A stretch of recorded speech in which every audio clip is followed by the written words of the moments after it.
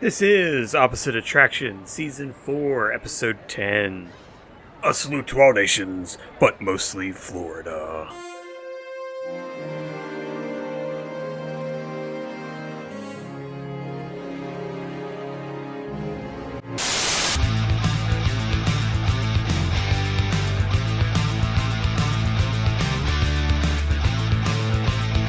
Alright, ladies and gentlemen, keep your arms, legs, and purses and dogs inside the vehicle at all times, because this here is Opposite Attractions. I am your host, Scotty Moore, joined as always by the littlest mouseketeer himself, Mr. Jimothy Murphy.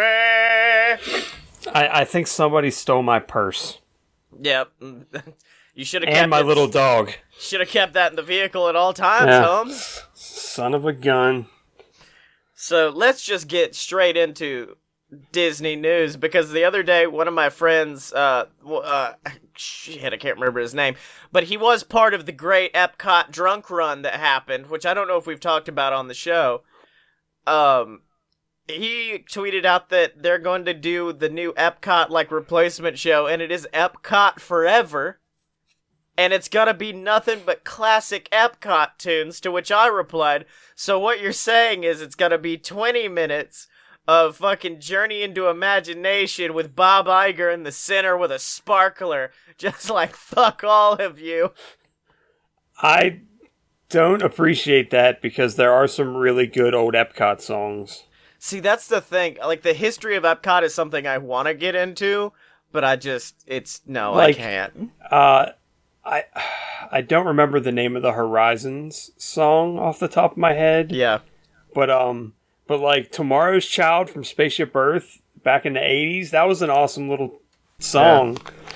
Or what you do is remix Ellen DeGeneres calling Judy Stupid Judy into a sick dubstep remix.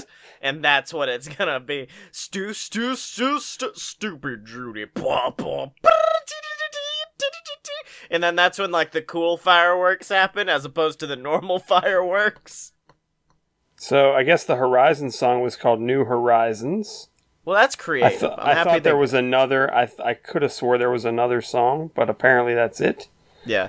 Teach me about Horizons, because I don't... Jim, I'm sitting at your feet. Uncle Jim... Oh, that's not good. That's not good. Uncle Jimothy, tell me the story of the Horizons, because I just know it was a ride, and that's it. I actually never got to ride Horizons, sadly, but it was where Mission Space is now. Okay. And it was essentially like Carousel Progress in the future, but an Omni Mover.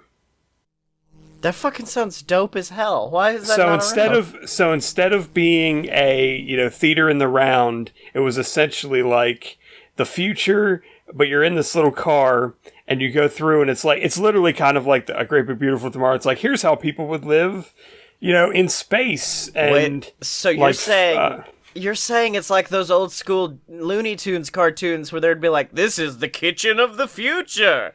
It has an oven that bakes dogs. Wait, there was a robot butler. Did he have a name? I don't think so. I might have a figure of him somewhere, but I don't know where. Why is his name not Robutler?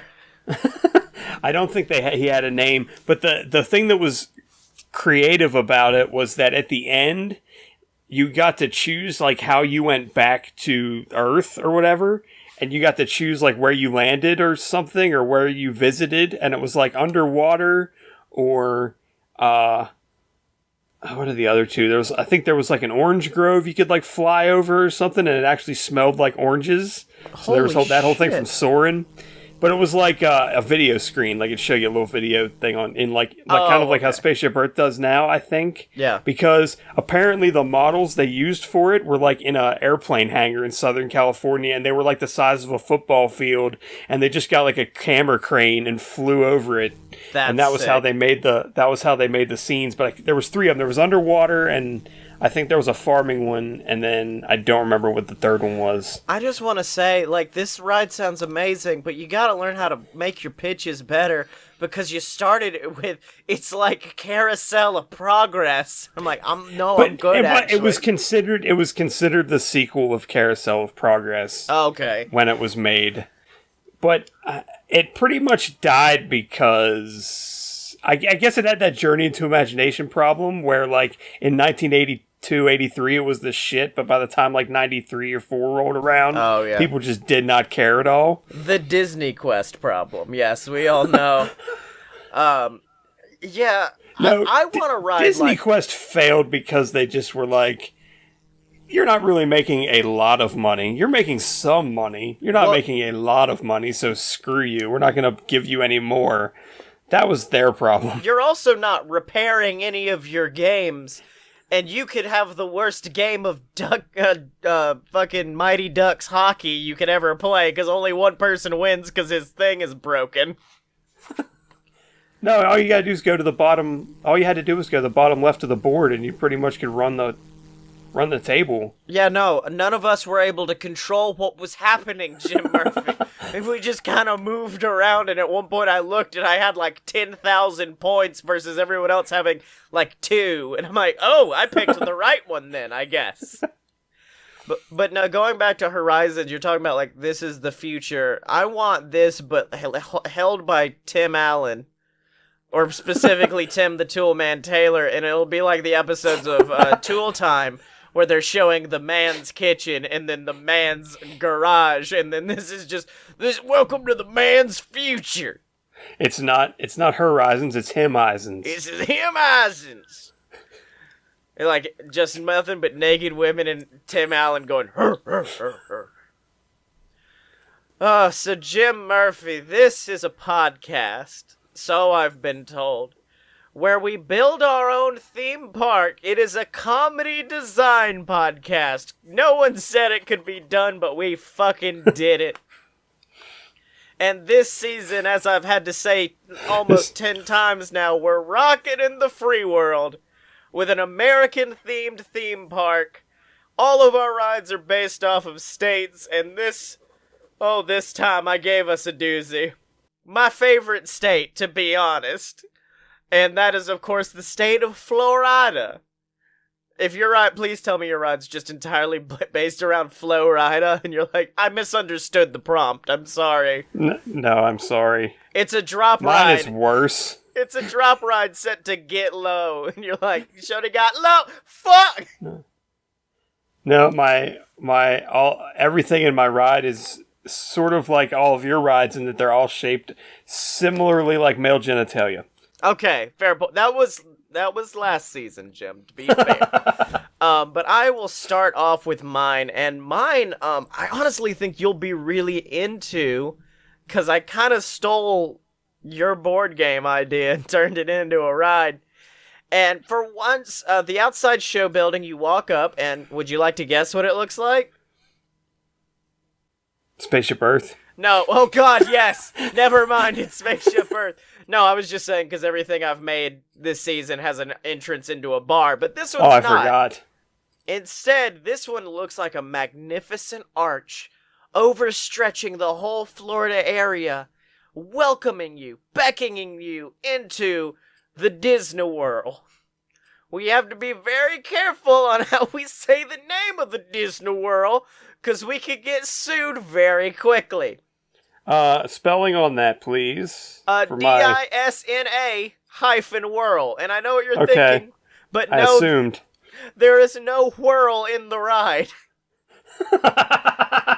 So, as you enter this arch, you suddenly find yourself not in Florida anymore. You're pacing beside an airport, and you're actually in one of the, travel tubes. That's what we'll call them, the travel tubes with the special walkways that move. And you can kind of see, like, airplanes flying away. You can actually see departure times on the wall. And then this is also where you get the spiel about, like, hey, fucking don't be a dick on the ride. And so now you go and you enter your cart. And your cart looks like an old school Disney vehicle, but you're not in Disney World yet. You're still in the airport. And, oh no, the ride dude the ride beast announces that there's only 5 minutes left before your flight leaves and you're late, and boom! Cart lurches forward, going from, how fast does rocket Aerosmith Shocker ride go? 50, 60, it's like, 60, 58? It's like 0 to 60. It's 0 to 60 in 2.8 seconds. All right, well, this one goes from 0 to 61 in 2.8 seconds. And then as you go, you hear the sounds of an airplane taking off, and then whoosh, you're caught up in the sky. And now this is kind of the big roller coaster section of it, so there's like loop-de-loops and whirls and all kinds of fantastic things. You can see sky around the outside, but I kind of want it to be dark. I don't want you shooting through a tunnel where you see airplane shit. I want, like, hints of it, like Space Mountain. Fuck, I remembered it. I remember the name for once. You get some turbulence, so like the cart jitters.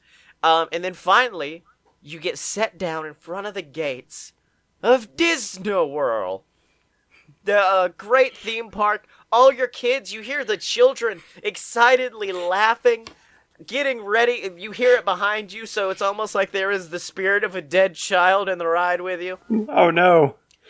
And then you excitedly rush forward, only for the cart to suddenly stop, and then heaters kick on, simulating hot-ass Florida sun, as the cart only lurches forward like one at the time.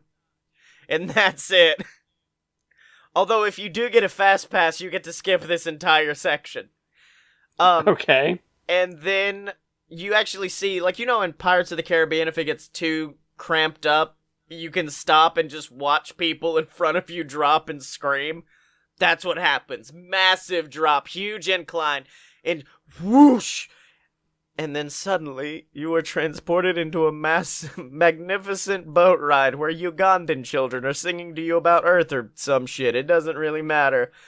And so, I really like the fact that the beginning of it is this huge, like, roller coaster of emotion, only for you to be placed in essentially our ripoff of We Are the World of What's Lionel Richie doing in here? In fact, hold on, Jim. What's that? I'm getting a message from my build team right now. Yes, we have gotten Lionel Richie for the ride. So now there's also an animatronic Lionel Richie singing We Are the World. So you go through that for a moment, and then the kids are behind you like, yay!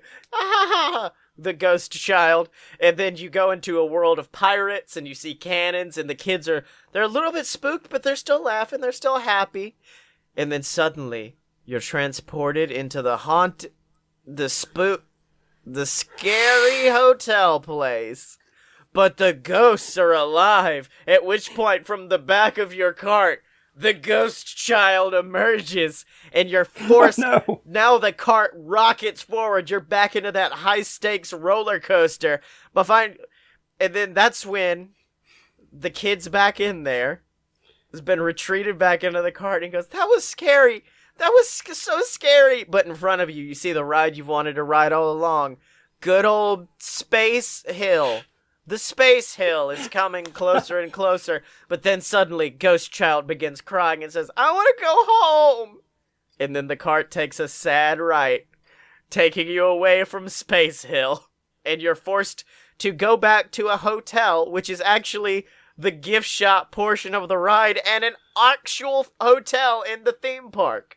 There's a real hotel within the theme park. You can leave it and just go straight into Free World.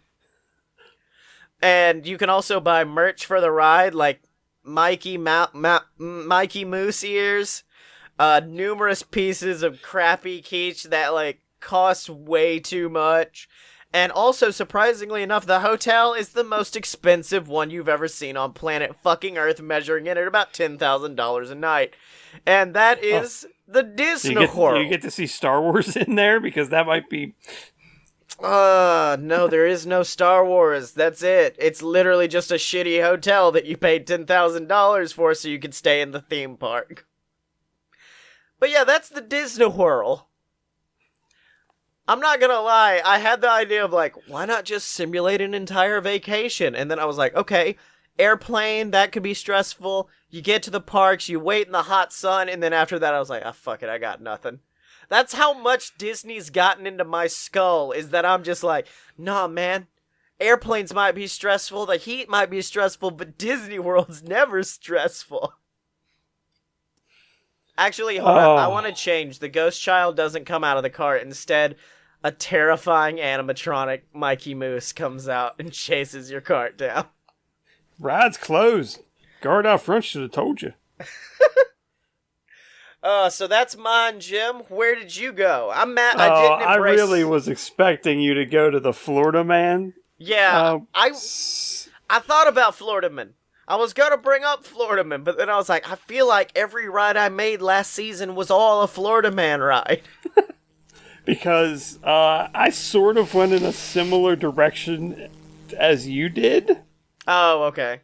So, yeah. We'll blend them together, man. Yeah. Well, it's not as... your ride was basically like 6 rides in one. Yeah. Mine is basically 4 separate rides. Okay. Because this is the Central Florida Fair-O-Rama. Okay. That's essentially an entire... It's kind of like Chester and Hester's at Animal Kingdom. Oh, okay.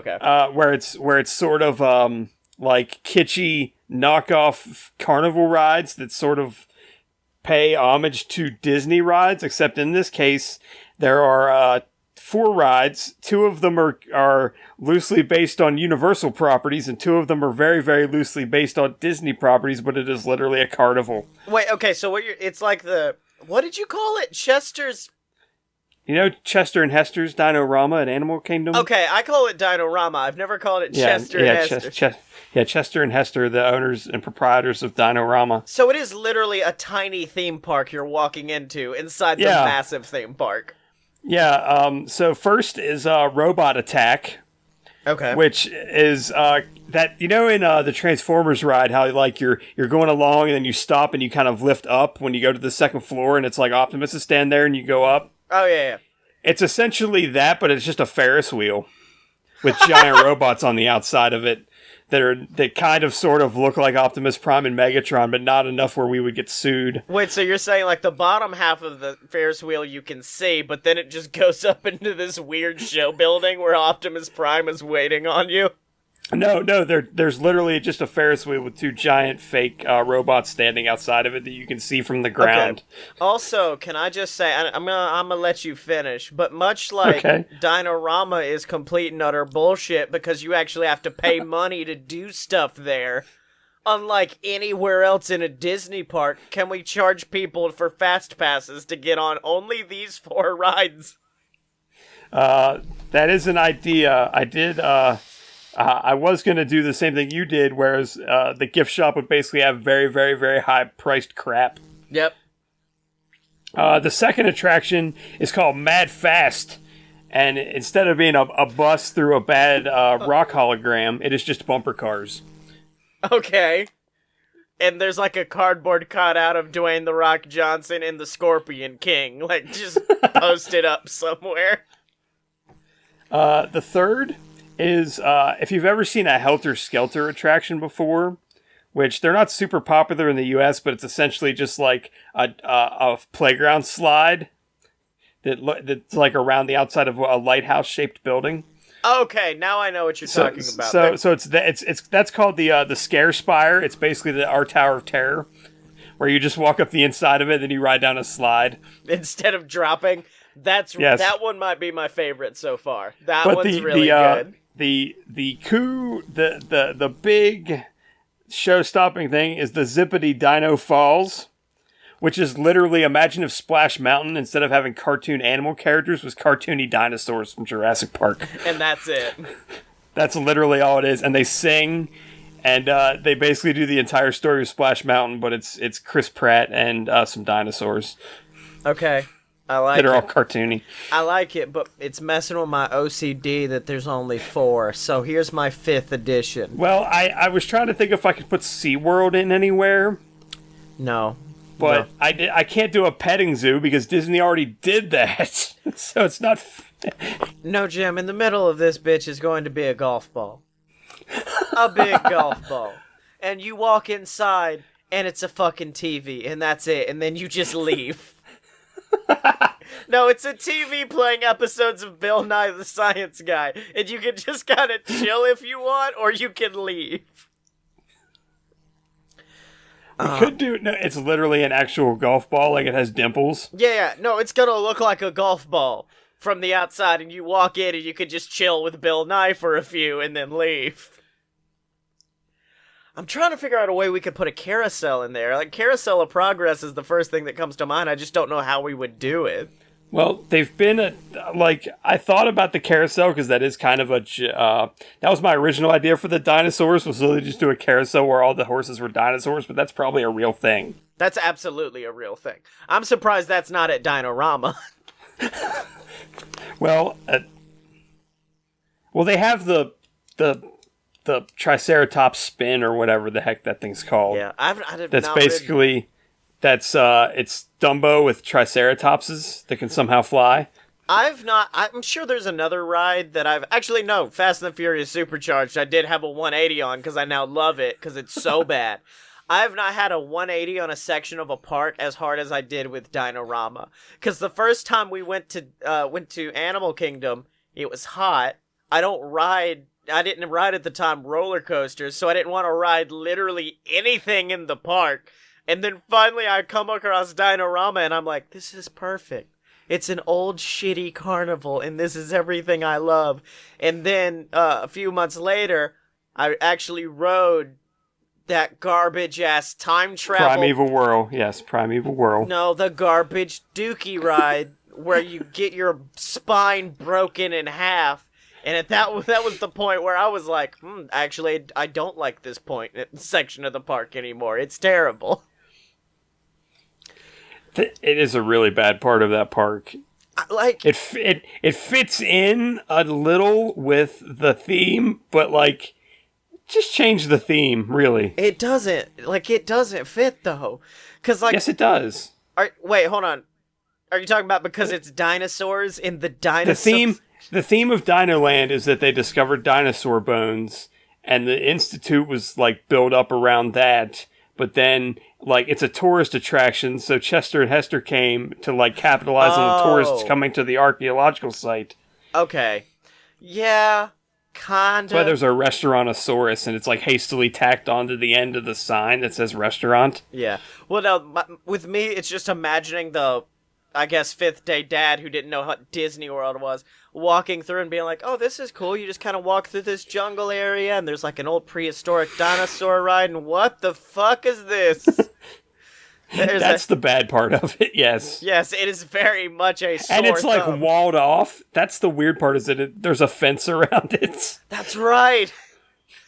I remember my first time at Animal Kingdom not wanting to ride literally anything and just buying one of the chocolate fudge sickles and sitting dejected on the foot of that giant dinosaur. All right, whatever. You guys go have fun without me then. I'm fairly sure I also was watching random WWE matches while they were yeah, we're gonna go ride Expedition Everest, and I'm like, y'all have fun. I'm gonna watch Daniel Bryan versus CM Punk. Let's do this. So Jim, is there anything else? Anything else we need to discuss this week?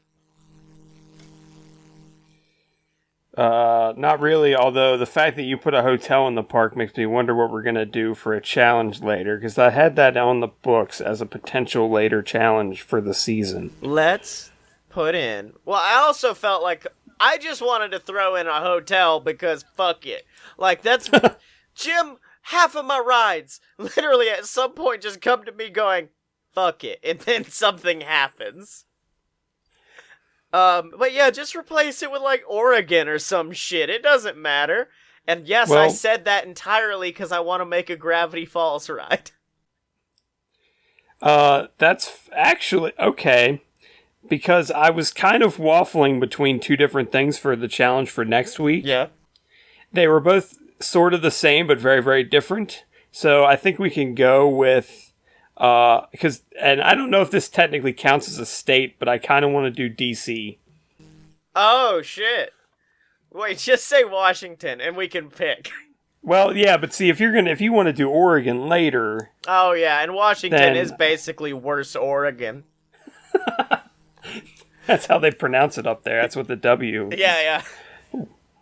Worst Oregon. Oh, yeah. But we could do Oregon later, even though we did do California, but screw it, Oregon's different enough. Yeah. So we're gonna do the state of D.C. Fuck yes. It's the district of D.C. The District of D.C., although, let's be fair, I mean, they've already kind of beat us to the punch with the Hall of Presidents. In fact, hold on, I'm gonna call my shot right now. Next week, my ride will be officially called Better Hall of Presidents. And it's just the same ride, except now they all have guns. And fireworks, and that's it. They're all played by Muppets. They're all played by Muppets, they have guns, and they fight each other. Oh shit, that's not... I can't get into it. I can't before next week. But, Sam the Eagle would play Andrew Jackson. No, man, I'm in a completely different world right now. And I mean... salute to all nations, but mostly fuck the Native Americans. Oh no, in all likelihood I'll forget this, so I might as well just get it out of my stupid mouth now. I want to do fucking medieval times, but with presidents. So they're just like, up next, Andrew Jackson versus Barack Hussein Obama. And then they just come out, and it's like impersonators with swords, and they beat each other down. I really want to see William Howard Taft on a horse jousting. Oh shit, I think we may have talked about this on the show, but I'll talk about it again, because you brought up Taft, and we have to waste time anyways. We're going to talk about Backdoor Taft? We're going to talk about I forgot about Backdoor Taft. No, this is, my friend of the show, Justin Robert Young, came up with, he lived in Florida, so he went to Disney World all the time, and they came up with the best way to go to the Hall of Presidents. And it is, wait for a random president and just fucking start cheering for them. I forgot about that. Go crazy, go nuts, and start cheering. Because after that, other people will think you have to cheer for your favorite president and join in. So one day, this was also the same day as the great Epcot drunk run, we all went and we split off. It was like 25 of us, and we all split off into sects, like separate groups, and each group had a different president. And I think I had, like, Roosevelt or some shit. But then there was a moment where all 20 of us came back together, and they're like, hey, I know we all have our own presidents that we all love, but we're all gonna fucking cheer the hell out of Taft. Every single one of us, minute Taft gets mentioned, just start screaming. And that's when your boy had the brilliant idea of, is there a president we should boo? No, that's wrong. But it will be LBJ, and then, but you can't boo, you have to hiss. There is video online. I may put that in the YouTube video of us hissing at LBJ's announcement. William Howard Taft, Woodrow Wilson, Benjamin Harrison, Lyndon B. Johnson. You were just very jealous of his package, is what it was. I was jealous of that LBJ he had, man. Yeah, that I'm not kidding. That was apparently a thing. Wait, hold on. Stop. This is apparently no longer a theme park podcast. It's about to be a President Wanger podcast. You're saying LBJ had a package? Yeah, he would invite reporters into the bathroom to interview him while he was pissing, just so he could just so he could shame them. Christ, hold on. Which president had the biggest hog? President Milton Berle. What the fuck? Power ranking every U.S. president by their dick size? The presidential penis a short history? Calling it a short history. Oh, man. Unfortunately, number 44 is in fact Harry S. Truman. Extremely small dick move to nuke Japan. All right, let's scroll all the way to the bottom. Number 1, big dick energy from a president, Teddy fucking Roosevelt. Well, that's more of like a I think personality, I think. Yeah, this is more big dick energy. Wait, hold on. Now I'm on it.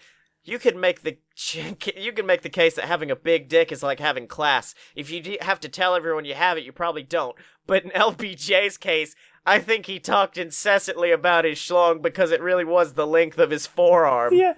There's literally audio that they had to save in the Library of Congress of him on the phone with a tailor, like, hey, you have to make sure my pants fit properly. Because I can't fit in there. I got linked to a Gawker article that says LBJ was obsessed with his dick. The 36th president reportedly refused to accept staff arguments that outfitting the shower with the demanded features, including one nozzle aimed directly at the president's penis, would require a great deal of plumbing work. If I could move 10,000 troops in a day, you can certainly fix the bathroom any way I want it, Johnson told staff. Oh my god, I want this to be the sequel to Hamilton. And it's just LBJ and his dick, and that's it. Man, handle a ton. Man, we earned that explicit tag on iTunes this episode, didn't we, Jim? So Jim, yeah, I think that was 30 minutes too. We did it. So Jim, where can they find you on the internet? I don't. I'm apparently smart on Twitter. I don't know if that so much applies anymore after the last 5 minutes of this podcast. And you can find me at Big Dick Energy, LBJ, or at Scotty Mo, SCOTTYEMO. Buy all my books on Amazon, the Queasel Corp Trilogy, BS vs. the Gods, or pick up a free copy of any of them on audiobook at audible.com/B or audibletrial.com/BS network. So check that out. Check out all the other shows at aloadofpurebs.com, and remember to support us either by picking up merch at merch.aloadofpurebs.com, which may have a LBJ got a huge dick shirt coming soon. Or, of course, by supporting us on Patreon, patreon.com/aloadofbs. It's where you can support us. You get access to our exclusive Discord. You get shouted out on the show of your choice every single week. So check that out, ladies and gentlemen. And remember to find all of our older seasons online at opposite-attractions.com. And remember to find Jim and me on Twitter at OpAtShow. That's spelled OPPATT. SHOW. Are you down with OPP?